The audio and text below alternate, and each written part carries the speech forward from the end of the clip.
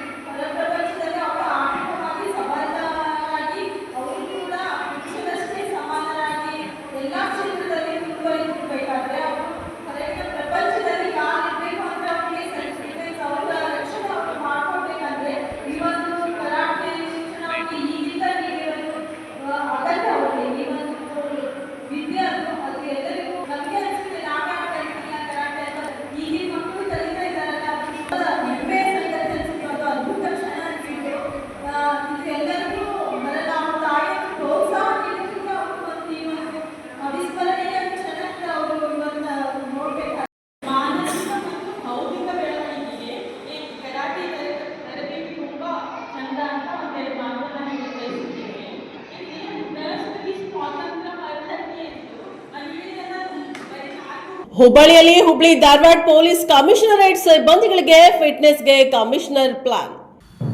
Police ಇಲಾಖೆ ಅಂದರೆ ಅದು ಶಿಸ್ತಿನ ಇಲಾಖೆ. ಹೀಗಾಗಿ ಪೊಲೀಸರಿಗೆ ಶಿಸ್ತು ಮುಖ್ಯ. ಅದರಲ್ಲೂ ಮುಖ್ಯವಾಗಿ ಪೊಲೀಸರಿಗೆ ದೈಹಿಕ ಸಾಮರ್ಥ್ಯ ಮುಖ್ಯವಾಗುತ್ತದೆ. ಹೀಗಾಗಿ ಪೊಲೀಸ್ ಸೆಲೆಕ್ಷನ್ ವೇಳೆಯಲ್ಲಿ ಸಾಕಷ್ಟು ದೈಹಿಕ ಪರೀಕ್ಷೆ ನಡೆಸಿದ ಬಳಿಕ ಇಲಾಖೆಯಲ್ಲಿ ಸೆಲೆಕ್ಟ್ ಆಗ್ತಾರೆ. ಆದರೆ ಇಲಾಖೆಗೆ ಸೇರಿದ ನಂತರ ಕೆಲಸದ ಒತ್ತಡ ಹಾಗೂ ಇನ್ನಿತರ ಕಾರಣಗಳಿಂದ ದೈಹಿಕ ಸಾಮರ್ಥ್ಯದ ಬಗ್ಗೆ ತಲೆಕೆಡಿಸಿಕೊಳ್ಳದ ಹಿನ್ನೆಲೆ ದಪ್ಪಗಾಗಿ ಸಾಮಾಜಿಕ ಜಾಲತಾಣಗಳಲ್ಲಿ ಟ್ರೋಲ್ ಆಗೋದನ್ನು ಕೂಡ ನಾವು ನೋಡಿದ್ದೇವೆ. ಹೀಗಾಗಿ ಹುಬ್ಬಳ್ಳಿ ಧಾರವಾಡ ಪೊಲೀಸ್ ಕಮಿಷನರ್ನ ಶಶಿಕುಮಾರ್ ದಪ್ಪಗಾದ ಸಿಬ್ಬಂದಿಗಳಿಗೆ ತೂಕ ಕಡಿಮೆ ಮಾಡುವ ಸಲುವಾಗಿ ಹೊಸ ಪ್ರಯೋಗ ಮಾಡಲು ಮುಂದಾಗಿದ್ದಾರೆ. ಹೀಗೆ ಗ್ರೌಂಡ್ನಲ್ಲಿ ನಿಂತು ದೈಹಿಕ ಸಾಮರ್ಥ್ಯ ಹೆಚ್ಚಿಸಿಕೊಳ್ಳುವ ಸಲುವಾಗಿ ವರ್ಕೌಟ್ ಮಾಡುತ್ತಿರೋ ಇವರೆಲ್ಲ ಹುಬ್ಬಳ್ಳಿ ಧಾರವಾಡ ಪೊಲೀಸ್ ಕಮಿಷನರೇಟ್ನಲ್ಲಿ ಕೆಲಸ ಮಾಡ್ತಿರೋ ಪೊಲೀಸ್ ಸಿಬ್ಬಂದಿ. ಕೆಲಸದ ಒತ್ತಡದ ನಡುವೆ ಗಮನ ಹರಿಸಿದ ಕಾರಣ ವಿಪರೀತ ದೇಹ ತೂಕವನ್ನು ಹೊಂದಿದ್ರು. ಹೀಗಾಗಿ ಇವರ ತೂಕವನ್ನು ಕಡಿಮೆ ಮಾಡುವ ನಿಟ್ಟಿನಲ್ಲಿ ಕಮಿಷನರ್ ಶಶಿಕುಮಾರ್ ಅವರು 1 ತಿಂಗಳ ಕಾಲ ಅಧಿಕ ತೂಕ ಹೊಂದಿದ ಸಿಬ್ಬಂದಿಗಳಿಗೆ ತೂಕ ಕಡಿಮೆ ಮಾಡಿಕೊಳ್ಳುವ ಜೊತೆಗೆ ದೈಹಿಕ ಸಾಮರ್ಥ್ಯ ವೃದ್ಧಿ ಮಾಡಿಕೊಳ್ಳುವ ನಿಟ್ಟಿನಲ್ಲಿ ಗೋಕುಲ್ ರಸ್ತೆಯಲ್ಲಿನ ಹೊಸ ಸಿಆರ್ದಲ್ಲಿ ಶಿಬಿರ ಏರ್ಪಡಿಸಿದ್ರು. ಈ ಶಿಬಿರದಲ್ಲಿ ಭಾಗಿಯಾದ ಸಿಬ್ಬಂದಿ ಈಗಾಗಲೇ 1 ತಿಂಗಳ ಅವಧಿಯಲ್ಲಿ 10 ಕೆಜಿ ತೂಕವನ್ನು ಇಳಿಸಿಕೊಂಡಿದ್ದಾರೆ ಅಂತ ಕಮಿಷನರ್ ಶಶಿಕುಮಾರ್ ಹೇಳಿದ್ದಾರೆ. ಸದ್ಯ ಅವಳಿ ನಗರದಲ್ಲಿನ ಪೊಲೀಸರ ಆರೋಗ್ಯದ ಹಿತದೃಷ್ಟಿ ಹಾಗೂ ಇಲಾಖೆಯಲ್ಲಿ ಕೆಲಸ ನಿರ್ವಹಿಸಿರುವ ಸಿಬ್ಬಂದಿಯ ಶಿಸ್ತಿನ ವಿಚಾರಕ್ಕೆ ಸಂಬಂಧಿಸಿದಂತೆ ಇಂತಹ ಶಿಬಿರವನ್ನು ಆಯೋಜನೆ ಮಾಡಿರುವ ಕಮಿಷನರ್ ಶಶಿಕುಮಾರ್ ಕಾರ್ಯಕ್ಕೆ ಪೊಲೀಸ್ ಸಿಬ್ಬಂದಿ ಮೆಚ್ಚುಗೆ ವ್ಯಕ್ತಪಡಿಸಿದ್ದು, ಈ ರೀತಿಯಲ್ಲಿ ಶಿಬಿರಗಳು ನಿರಂತರವಾಗಿ ನಡೆಯಲಿ ಎಂದು ಆಶಯ ವ್ಯಕ್ತಪಡಿಸಿದ್ದಾರೆ. ವರದಿ ಸಂತೋಷ ಮೇದಾರ, ಹುಬ್ಬಳ್ಳಿ. ಶಿಸ್ತಿನ ಇಲಾಖೆ ಆಗಿದೆ ಮತ್ತು ಪೊಲೀಸ್ ಇಲಾಖೆಯಲ್ಲಿ ಫಿಸಿಕಲ್ ಫಿಟ್ನೆಸ್ ಭಾಳ ಪ್ರಮುಖವಾದಂಥ ಅಂಶ. ರಿಕ್ರೂಟ್ಮೆಂಟ್ ಟೈಮಲ್ಲೇ ನಾವು ನಿರ್ದಿಷ್ಟವಾದಂಥ ಹೈಟು, ನಿರ್ದಿಷ್ಟವಾದಂಥ ವೆಯ್ಟ್ ಮತ್ತು ಅವ್ರದ್ದು ಏರೋಬಿಕ್ ಕೆಪಾಸಿಟಿ ಸೇರಿದಂತೆ ಅವರು ಎಷ್ಟು ಡಿಸ್ಟೆನ್ಸನ್ನು ಎಷ್ಟು ಸಮಯದಲ್ಲಿ ಓಡಬಹುದು, ಎಷ್ಟು ತೂಕದ ಕಲ್ಲನ್ನು ಎಷ್ಟು ದೂರ ಎಸಿಬೋದು, ಹೈ ಜಂಪ್, ಲಾಂಗ್ ಜಂಪ್ ಸೇರಿದಂತೆ ಫಿಸಿಕಲ್ ಆ್ಯಕ್ಟಿವಿಟಿ ಮತ್ತು ಫಿಸಿಕಲ್ ಮೊಬಿಲಿಟಿ ಅವ್ರದ್ದೇನಿದೆ ಅದ್ರ ಬೇಸಿಸ್ ಮೇಲೆ ಫಿಸಿಕಲ್ ಸೆಲೆಕ್ಷನ್ ಆಗುವಂಥದ್ದು. ನಂತರ ಪರೀಕ್ಷೆ ಮಾಡಿಬಿಟ್ಟು ಅವರ ಮಾನಸಿಕ ಪ್ರಿಪೇರ್ಡ್ನೆಸ್ ಎಷ್ಟಿದೆ, ಪರೀಕ್ಷೆಗಳಲ್ಲಿ ಯಾವ ರೀತಿ ಕಾಂಪಿಟೇಟಿವ್ ಎಕ್ಸಾಮ್ಸಲ್ಲಿ ಅಪಿಯರ್ ಆಗ್ತಾರೆ, ಸ್ಕೋರ್ ಮಾಡ್ತಾರೆ ಅನ್ನೋದ್ರ ಮೇಲೆ ಒಂದು ಮೆರಿಟ್ ಲಿಸ್ಟಲ್ಲಿ ಸೆಲೆಕ್ಷನ್ ಆಗುವಂಥದ್ದು ನಾವೆಲ್ಲ ಗಮನಿಸಿದ್ದೀವಿ. ಆದರೆ ಪೊಲೀಸ್ ಇಲಾಖೆಯಲ್ಲಿ ಕಾರಣಾಂತರದಿಂದ ಇಲಾಖೆಗೆ ಸೇರ್ಕೊಂಡ ಮೇಲೆ ಇಲಾಖೆಯಲ್ಲಿ ಸೇರುವಾಗ ಇದ್ದಂಥ ಫಿಟ್ನೆಸ್ಸನ್ನು ಮೇಂಟೈನ್ ಮಾಡ್ಕೊಳಲ್ಲ. ಕೆಲವೊಮ್ಮೆ ಸಾಮಾಜಿಕ ಜಾಲತಾಣಗಳಲ್ಲಿ ಪೊಲೀಸರ ಫಿಟ್ನೆಸ್ ಒಂದು ಹಾಸ್ಯಾಸ್ಪದ ವಸ್ತು ಆಗಿರುವಂಥದ್ದು ಕೂಡ ನಾವು ಗಮನಿಸಿದ್ದೇವೆ. ಹಂಗಂತ ಈ ಸಿನಿಮಾಗಳಲ್ಲಿ ತೋರಿಸೋ ರೀತಿಯಲ್ಲಿ ಅಥವಾ ಸಾಮಾಜಿಕ ಜಾಲತಾಣಗಳಲ್ಲಿ ತೋರಿಸೋಷ್ಟು ಅನ್ಫಿಟ್ ಏನು ನಮ್ಮ ಪೊಲೀಸ್ ಅಧಿಕಾರಿ ಸಿಬ್ಬಂದಿಗಳು ಫಿಸಿಕಲಿ ಇರಲ್ಲ. ಭಾಳಷ್ಟು ಜನ ಒಂದು 90-95% ತುಂಬ ಆರೋಗ್ಯದ ಬಗ್ಗೆ ಕಾಳಜಿ ಇರುವಂಥವ್ರು ಇರ್ತಾರೆ. ಅದರಲ್ಲಿ ಕೆಲವ್ರಿಗೆ ಆರೋಗ್ಯದ ಬಗ್ಗೆ ನೆಗ್ಲೆಕ್ಟ್ ಮಾಡಿ ಅಥವಾ ಕೆಲವು ಹೆಲ್ತ್ ಇಶ್ಯೂಸ್ ಇರೋದರಿಂದ ಕೂಡ ಫಿಟ್ನೆಸ್ ಹಾಳು ಮಾಡ್ಕೊಂಡಿರೋಂಥವ್ರು ಇರ್ತಾರೆ. ಅದರ ಹಿನ್ನೆಲೆಯಲ್ಲಿ ನಮ್ಮ ಹುಬ್ಬಳ್ಳಿ ಧಾರವಾಡ ಕಮಿಷನರೇಟ್ ವ್ಯಾಪ್ತಿಯಲ್ಲಿ ನಮ್ಮ ಹಿರಿಯ ಅಧಿಕಾರಿಗಳ ಸೂಚನೆ ಮೇರೆಗೆ ಒಂದು ಫಿಟ್ನೆಸ್ ಟ್ರಾನ್ಸ್ಫಾರ್ಮೇಷನ್ ಮಾಡಬೇಕು ಅಂತಂದು ನಾವು ನಿರ್ಧರಿಸಿ ಕಳೆದ 4 ವಾರಗಳಿಂದ ಈ ಫಿಟ್ನೆಸ್ ಟ್ರಾನ್ಸ್ಫಾರ್ಮೇಷನ್ ಎಫರ್ಟ್ಸ್ ನಡೀತಾ ಇದೆ. ನಾನು ಮಧ್ಯದಲ್ಲೊಮ್ಮೆ ವಿಸಿಟ್ ಮಾಡಿದ್ದೆ. ಈಗ 2ನೇ ಬಾರಿ ವಿಸಿಟ್ ಮಾಡುವಂಥ ಸಂದರ್ಭದಲ್ಲಿ ನನಗೆ ಭಾಳ ಖುಷಿಯಾದ ಕೆಲವು ವಿಷಯಗಳು ಗಮನಕ್ಕೆ ಬಂತು. ನಮ್ಮ ಮೋಹನ್ ಕುಲಕರ್ಣಿ ಅನ್ನುವಂಥ ಒಬ್ಬ ಟ್ರಾಫಿಕ್ ASI ಸುಮಾರು 28 ದಿನಗಳಲ್ಲಿ 11 kg ತೂಕವನ್ನು ಇಳಿಸ್ಕೊಂಡಿದ್ದಾರೆ. ಅದೇ ರೀತಿ ಹೊಸ್ಮನಿ ಅನ್ನುವಂಥ ಒಬ್ಬ ಹೆಡ್ ಕಾನ್ಸ್ಟೇಬಲ್ 9 kg. ಚಿಕ್ಕಬಳ್ಳಾಪುರದಲ್ಲಿ ಹಿಂದೂ ಮುಸ್ಲಿಂಗಳ ಭಾವೈಕ್ಯತೆಯ ಹಬ್ಬಗಳಲ್ಲಿ ಒಂದಾದ ಮೊಹರಂ ಹಬ್ಬದ ಆಚರಣೆ ನಡೆಯಿತು. ಹಿಂದೂ ಮುಸ್ಲಿಮರ ಭಾವೈಕ್ಯತೆಯ ಹಬ್ಬಗಳಲ್ಲಿ ಒಂದಾದ ಮೊಹರಂ ಹಬ್ಬವನ್ನು ಚಿಕ್ಕಬಳ್ಳಾಪುರದಲ್ಲಿ ಸಂಭ್ರಮ ಶುದ್ಧ ಭಕ್ತಿಯಿಂದ ಆಚರಿಸಲಾಯಿತು. ಹಬ್ಬದ ಅಂಗವಾಗಿ ನಗರದ ಟೌನ್ ಹಾಲ್ನಲ್ಲಿ ಎಪಿಜೆ ಅಬ್ದುಲ್ ಕಲಾಂ ಫೌಂಡೇಶನ್ ವತಿಯಿಂದ ಶರಬತ್ ವಿತರಣೆ ಕಾರ್ಯಕ್ರಮ ನಡೆಯಿತು. ಮೊಹರಂ ತಿಂಗಳ 10ನೇ ದಿನದಂದು ಸಾಂಪ್ರದಾಯಿಕವಾಗಿ ಪಂಜೆ ಮೆರವಣಿಗೆ ಚಿಕ್ಕಬಳ್ಳಾಪುರದಲ್ಲೂ ಕೂಡ ನಡೆಯಿತು. ಇದರಲ್ಲಿ ಭಾಗವಹಿಸುವವರಿಗೆ ಅಲ್ಲದೆ ಸಮಸ್ತರಿಗೂ ಕೂಡ ಅಬ್ದುಲ್ ಕಲಾಂ ಫೌಂಡೇಶನ್ ವತಿಯಿಂದ ಶರಬತ್ತು ವಿತರಿಸಲಾಯಿತು. ಇದೇ ಸಂದರ್ಭದಲ್ಲಿ ಮಾತನಾಡಿದ ಎಪಿಜೆ ಅಬ್ದುಲ್ ಕಲಾಂ ಫೌಂಡೇಶನ್ ರಾಜ್ಯಾಧ್ಯಕ್ಷ ಎಂಎಂ ಬಾಷಾ, ಹಿಂದೂ ಮುಸ್ಲಿಮರ ಐಕ್ಯತೆ ಭಾವೈಕ್ಯತೆಯ ಸಂಕೇತ ಮೊಹರಂ ಹಬ್ಬ ಎಂದು ತಿಳಿಸಿದರು. ಇನ್ನು ದೇವರು ನಮ್ಮ ದೇಶ, ನಾಡು, ಜಲ ಎಲ್ಲವನ್ನ ಕಾಪಾಡಿ ದೇಶವಾಸಿಗಳಿಗೆ ಆಯಸ್ಸು ಆರೋಗ್ಯ ನೀಡಲಿ ಎಂದು ಪ್ರಾರ್ಥಿಸಿದರು. ಈ ಸಂದರ್ಭದಲ್ಲಿ ಸೈಯದ್ ಅಮಾನುಲ್ಲಾ, ಸಫೀರ್, ಸೈಯದ್ ಸಲೀಂ, ಸಾದಿಕ್, ಆಸಿಫ್, ಆರಿಫ್ ಇತರರು ಹಾಜರಿದ್ದರು. ವರದಿ ಸಲಾಹುದ್ದೀನ್, ಚಿಕ್ಕಬಳ್ಳಾಪುರ. ಇವತ್ತು ಎಲ್ಲರಿಗೂ ಗೊತ್ತಿರೋ ಹಾಗೆ ಹಿಂದೂ ಮತ್ತು ಮುಸ್ಲಿಂ ಐಕ್ಯತೆ ಭಾವೈಕ್ಯತೆಯ ಒಂದು ಸಂಕೇತವಾದಂತಹ ಮೊಹರಂ ಹಬ್ಬ. ಮೊಹರಂ ಹಬ್ಬ ಅಂದರೆ ನಮ್ಮ ಹಿಂದೂ ಬಾಂಧವರು ಇದಕ್ಕೆ ಬಾಬೈನ ಹಬ್ಬ ಅಂತ ಕರೀತಾರೆ. ವಿಶೇಷವಾಗಿ ಈ ಒಂದು ಹಬ್ಬವನ್ನು ನಮ್ಮ ಮುಸ್ಲಿಂ ಜನಾಂಗಕ್ಕಿಂತ ಜಾಸ್ತಿ ನಮ್ಮ ಹಿಂದೂ ಬಾಂಧವರು ಆಚರಣೆ ಮಾಡ್ತಾರೆ. ಹಳ್ಳಿಗಳ ಕಡೆ ನಾವು ಚಿಕ್ಕವರಿದ್ದಾಗ ಬಹಳ ವಿಜೃಂಭಣೆಯಿಂದ ಈ ಒಂದು ಹಬ್ಬವನ್ನು ಆಚರಣೆ ಮಾಡ್ತಾರೆ. ಮೊಹರಂ ಹಬ್ಬ ಏನಂದರೆ ಮೊಹರಂನ ಮೊದಲನೇ ದಿನ ಅಂದರೆ 1ನೇ ದಿನ ನಮ್ಮ ಪ್ರವಾದಿರವರ ಅನ್ವಯಿಗಳಲ್ಲಿ ಒಬ್ಬರಾದಂತಹ ಹಜರತ್ ಉಮರ್ ಫಾರೂಕ್ ರವರು ಹುತಾತ್ಮರಾದ ದಿನ. ಅದೇ ರೀತಿ ಕೊನೆಯ ದಿನ ಅಂದರೆ 10ನೇ ದಿನ ನಮ್ಮ ಪ್ರವಾದಿರವರ ಮೊಮ್ಮಗ ಹಜರತ್ ಇಮಾಮ್ ಹುಸೇನ್ ರವರು ಹುತಾತ್ಮರಾದ ದಿನ.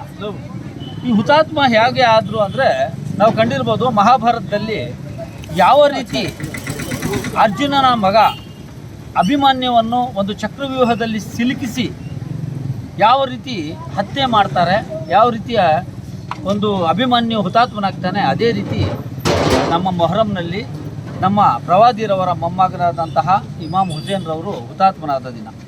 ಈ ಒಂದು ದಿನದ ಶೋಕಾಚರಣೆ ಬಹಳ ಜೋರಾಗಿ ಮಾಡ್ತಾರೆ ನಮ್ಮ ಅಲ್ಲಿಪುರ ಹಾಗೂ ಇರಾನಲ್ಲಿ ಬಹಳ ವಿಜೃಂಭಣೆಯಿಂದ ಬಹಳಷ್ಟು. ಚಿಕ್ಕಬಳ್ಳಾಪುರದಲ್ಲಿ ರಾತ್ರಿ ವೇಳೆಯಲ್ಲಿ ಪತ್ತೆಯಾದ ನಿಗೂಢ ಚಡ್ಡಿ ಗ್ಯಾಂಗ್, ಭಯಭೀತರಾದ ಜನರು. ಗೌರಿಬಿದನೂರು ನಗರದಲ್ಲಿ ನಿಗೂಢ ಚಡ್ಡಿ ಗ್ಯಾಂಗ್ ರಾತ್ರಿ ವೇಳೆ ನಗರದಲ್ಲಿ ಸಂಚರಿಸುತ್ತಿದ್ದು ಜನರು ಭಯಭೀತರಾಗಿದ್ದಾರೆ. ನಗರದ ರೈಲ್ವೆ ನಿಲ್ದಾಣದ ಸುತ್ತಮುತ್ತ ದರೋಡೆಗೆ ಸಂಚು ರೂಪಿಸಿದ್ದ ರಸ್ತೆ ಬದಿಯಲ್ಲಿ ಓಡಾಡುತ್ತಿರುವ ದೃಶ್ಯಗಳು ಸಿಸಿ ಕ್ಯಾಮೆರಾದಲ್ಲಿ ಸೆರೆಯಾಗಿವೆ. ವಾರ್ಡ್ಗಳಲ್ಲಿ 4 ಚಡ್ಡಿ ಗ್ಯಾಂಗ್ನವರು ಚಡ್ಡಿ ಧರಿಸಿ ಮುಖಕ್ಕೆ ಬಟ್ಟೆ ಸುತ್ತಿಕೊಂಡಿದ್ದು ಸೊಂಟದಲ್ಲಿ ಮಾರಕಾಸ್ತ್ರಗಳನ್ನು ಹೊಂದಿದ್ದರು. ಅವರು ಶಂಕಾಸ್ಪದವಾಗಿ ಓಡಾಡುತ್ತಿದ್ದು ದರೋಡೆಗೆ ಸಿದ್ಧತೆ ನಡೆಸುತ್ತಿದ್ದಂತೆ ಕಾಣುತ್ತಿದೆ. ಈ ವೇಳೆ ಗಸ್ತಿನಲ್ಲಿದ್ದ ಗೌರಿಬಿದನೂರು ನಗರ ಪೊಲೀಸ್ ಸಿಬ್ಬಂದಿಗೆ ಈ ದೃಶ್ಯಗಳ ಬಗ್ಗೆ ಮಾಹಿತಿ ಸಿಕ್ಕ ಕೂಡಲೇ ಸ್ಥಳಕ್ಕೆ ಧಾವಿಸಿದರೂ ಗ್ಯಾಂಗ್ ಅದಾಗಲೇ ತಪ್ಪಿಸಿಕೊಂಡಿತ್ತು. ಪೊಲೀಸರ ಪ್ರಾಥಮಿಕ ತನಿಖೆಯಿಂದ ಇದು ಪೂರ್ವ ನಿಯೋಜಿತ ದರೋಡೆ ಯತ್ನವಾಗಿರಬಹುದು ಎಂದು ಶಂಕಿಸಲಾಗಿದೆ. ಪೊಲೀಸರು ಸಾರ್ವಜನಿಕರ ಎಚ್ಚರಿಕೆಯಿಂದ ಇರಬೇಕು ಮತ್ತು ಅನುಮಾನಾಸ್ಪದವಾಗಿ ವ್ಯಕ್ತಿಗಳು ಕಂಡುಬಂದರೆ ತಕ್ಷಣ ಮಾಹಿತಿ ನೀಡಬೇಕೆಂದು ತಿಳಿಸಿದ್ದಾರೆ.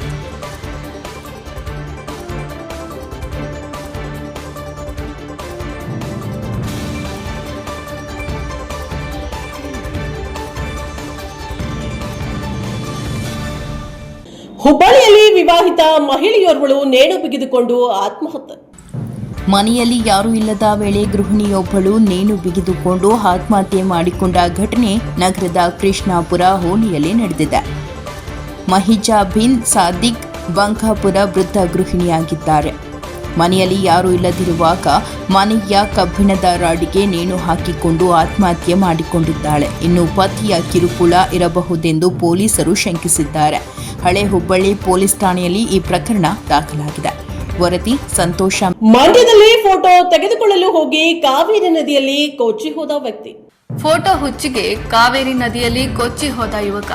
ಹೌದು, ಇತ್ತೀಚಿನ ದಿನಗಳಲ್ಲಿ ಜನರು ಫೋಟೋ ಸೆಲ್ಫಿಗೆ ಹುಚ್ಚರಾಗ್ಬಿಟ್ಟಿದ್ದಾರೆ. ಅದೇ ರೀತಿ ಇಲ್ಲೊಬ್ಬ ವ್ಯಕ್ತಿ ಸರ್ವಧರ್ಮ ಆಶ್ರಮದ ಫೋಟೋ ತೆಗೆಯಲು ಹೋಗಿ ತನ್ನ ಪ್ರಾಣವನ್ನೇ ಬಿಟ್ಟಿದ್ದಾನೆ. ಅಷ್ಟಕ್ಕೂ ಈ ಘಟನೆ ನಡೆದಿರೋದು ಮಂಡ್ಯ ಜಿಲ್ಲೆಯ ಶ್ರೀರಂಗಪಟ್ಟಣ ತಾಲೂಕಿನ ಸರ್ವಧರ್ಮ ಆಶ್ರಮದ ಬಳಿ. 36 ವರ್ಷದ ಮಹೇಶ್ ಎಂಬ ಯುವಕ ಮೈಸೂರಿನಲ್ಲಿ ಆಟೋ ಡ್ರೈವರ್ ಆಗಿ ಕೆಲಸ ಮಾಡ್ತಿದ್ದ. ಈ ತಿಂಗಳು ರಾಜ್ಯದಲ್ಲಿ ವಿಪರೀತವಾಗಿ ಮಳೆ ಆಗ್ತಾ ಇರೋ ಕಾರಣ ರಾಜ್ಯದ ಜಲಾಶಯಗಳೆಲ್ಲ ತುಂಬಿ ತುಳುಕ್ತಾ ಇದೆ. ಕೆಲವೊಂದು ಕಡೆ ಜಲಾಶಯ ತುಂಬಿ ಸೇತುವೆಗಳು ಸಹ ಬಿರುಕು ಬಿಟ್ಟಿದೆ. ಆದರೆ ನಿನ್ನೆ ಸಂಜೆ ಮಹೇಶ್ ಹಾಗೂ ಮಹೇಶ್ ಸ್ನೇಹಿತ ಕೆಆರ್ಎಸ್ ಭಾಗವನ್ನ ವೀಕ್ಷಿಸಲು ತೆರಳಿದ್ದಾರೆ. ಅಲ್ಲಿ ಸರ್ವಧರ್ಮ ಆಶ್ರಮದ ಫೋಟೋ ತೆಗೆಸಿಕೊಳ್ಳಲು ಹೋಗಿದ್ದು ಆಯಾ ತಪ್ಪಿ ಕಾವೇರಿ ನದಿಗೆ ಬಿದ್ದಿದ್ದಾನೆ.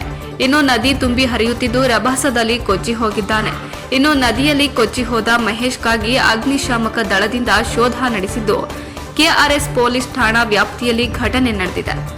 ಚನ್ನಗಿರಿಯಲ್ಲಿ ದೇವರು ಕಲ್ಲುಗಳು ಇರುವ ಜಾಗದಲ್ಲಿ ಸುಮಾರು 15ರಿಂದ 20 ದಿನಗಳ ಹಿಂದೆ ವಾಮಾಚಾರ. ಯಾರು ಕಿಡಿಗೇಡಿಗಳು ತಾಲೂಕಿನ ಮರವಂಚಿ ಗ್ರಾಮದ ಕೆರೆಯ ಹಿಂಭಾಗದ ಅರಣ್ಯ ಪ್ರದೇಶಕ್ಕೆ ಹೊಂದಿಕೊಂಡ ಜಾಗದಲ್ಲಿ ಹಳೆಯ ದೇವರ ಕಲ್ಲುಗಳು ಇರುವ ಜಾಗದಲ್ಲಿ ಸುಮಾರು 15-20 ದಿನಗಳ ಹಿಂದೆ ವಾಮಾಚಾರ ಮಾಡಿದ್ದು ಕಂಡುಬಂದಿದ್ದು, ಕಳೆದ 20 ದಿನಗಳಲ್ಲಿ ಸುತ್ತಮುತ್ತಲಿನ 8ರಿಂದ 10 ಹಳ್ಳಿಗಳಲ್ಲಿ ಮಳೆಯ ಪ್ರಮಾಣ ಕಡಿಮೆಯಾಗಿದ್ದಕ್ಕೆ ಜನರಲ್ಲಿ ಹೆಚ್ಚಿದ ಆತಂಕ ಈ ವಾಮಾಚಾರವೇ ಕಾರಣ ಎನ್ನುವ ಭೀತಿ ಉಂಟು ಮಾಡಿತ್ತು.